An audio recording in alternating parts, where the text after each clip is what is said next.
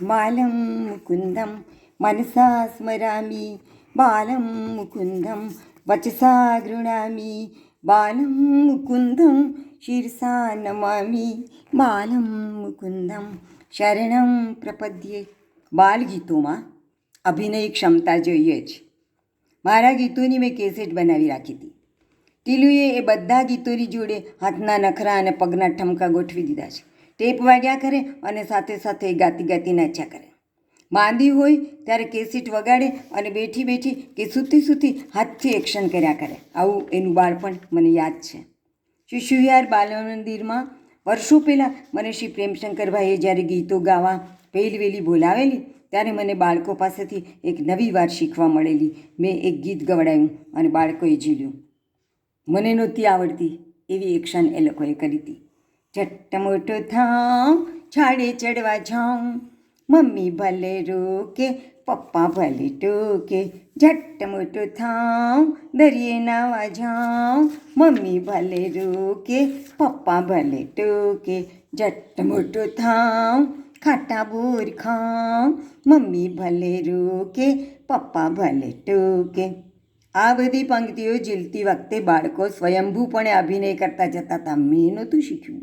એમણે ઝાડવે ચડવાનો અભિનય કર્યો. આમ બે હાથ આમાં ઊંચા કરીને આકાશમાં જતા હોય ને એવું કરવા માંડ્યા. દરિયે નાવાનો સરસ અભિનય કર્યો અને ખાટા બોરવાળી પંક્તિ આવી ત્યારે તો તેમણે બોર ખાટું લાગ્યું હોય ને એમ આંખો મિચકારીને મોઢું પણ સરસ બનાવ્યું હતું. મેં નક્કી કર્યું કે બાલગીતમાં સંપૂર્ણ અભિનય ક્ષમતા જોઈએ. એક વખત મેં બંજુભાઈને એક સરસ પૂજા ગીત બનાવી આપ્યું. મોટાઓ શ્લોકો બોલે તો નાનાઓએ આ બોલવું. અર્થ ન સમજાય એવા શ્લોકો ગોખવાની બાળકોને શી જરૂર?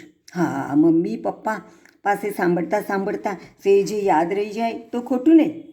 એ સંસ્કારો ઘણા ઈચ્છનીય છે, પણ તેમને માટે તેમનો રમતગમતનો સમય લઈ લેવો વાજબી નથી. બસ્તીમાં મસ્ત રહેતા મગજને ગોખણપટ્ટીના ક્લેશમાં લગાડી દેવું એ યોગ્ય નથી. તેથી મેં એક સેલનું પ્રાર્થના ગીત બનાવી આપ્યું. આ ગીત બનાવવાનું એક બીજું કારણ હતું. શિશુવિહાર બાલમંદિરના સંચાલક શ્રી પ્રેમશંકરભાઈ ભટ્ટે પોતાના બાલમંદિર માટે એક પ્રાર્થના ગીત બનાવી આપવાનું મને કહ્યું. જે મનોરંજન કાર્યક્રમમાં પણ શરૂઆતમાં રજૂ કરી શકાય અને રોજ રોજ પ્રાર્થનામાં પણ ગાઈ શકાય.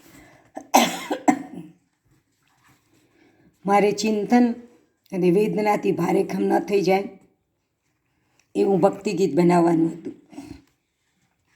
તેમાં પ્રભુ પિતા કે પરમાત્મા શબ્દ પણ મારે વાપરવો ન હતો. ત્યારે ભંજુએ એ બાલમંદિરમાં જ ભણતો હતો. એ ભગવાનને જે બાપા કહેતો હતો. તેથી મેં એ જ શબ્દ પસંદ કર્યો. પ્રણામ, નમસ્કાર વગેરે ભારેખમ શબ્દોને સ્થાને જે શબ્દ પસંદ કર્યો અને બાલમંદિરમાં જઈને આ ગીત શીખવી આવી. આજે પણ હું બાલમંદિરમાં બાળકોને આ ગીત જોરશોરથી ગાતા સાંભળું છું. જે મારા જે બાપાને, જે મારા જા, જે મારા જે બાપાને, જે મારા જા, નાઈ નાઈ કરજો જે બાપા ભૂભરી લાવું તાજા. નાઈ નાઈ શબ્દ હાથ લાગતા થોડી વાર લાગેલી. સ્નાન શબ્દ મારે વાપરવો નહોતો, પણ નાવણ શબ્દ વારે વારે હાથ ચડતો હતો.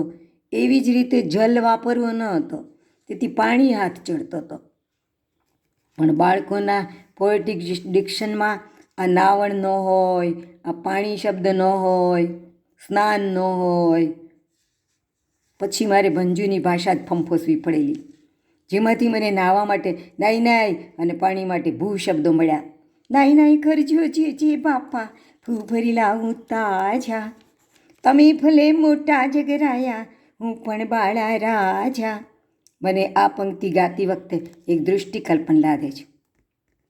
બાળ મંદિરના બાળકોને છાતી કાઢીને, મુઠ્ઠી વાળીને, ડોક ટટ્ટાર કરીને, માથું ગર્વથી ઊંચું કરીને આ પંક્તિ ગાતા હું જોઈ શકું છું. પેલા ગોટ કાઢીને બેઠા હોય, પણ તમે ભલે મોટા જગરાયા હું પણ બાળા રાજા. હવે ત્યારે એવા હુંકારથી આમ ટટ્ટાર બેસી જતા હતા. પછી આરતીનો અભિનય પણ મને દેખાય છે.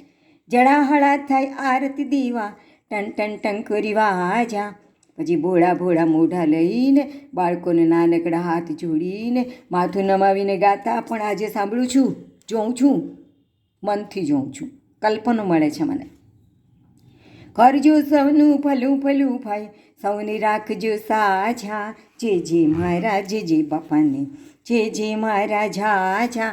આમ બાળકો સ્વયંભૂપણે અભિનય કરી શકે છે. તેથી તેમના ગીતો એવા બનાવવા જોઈએ કે બાળકો તેની ઉપર સરળતાથી અભિનય કરી શકે. આપણે એને અભિનય પણ ના શીખવો પડે એવું સહેલું લખવું જોઈએ, એવા સહેલા ગીતો લખવા જોઈએ અને બહુ મજા પડે એવા.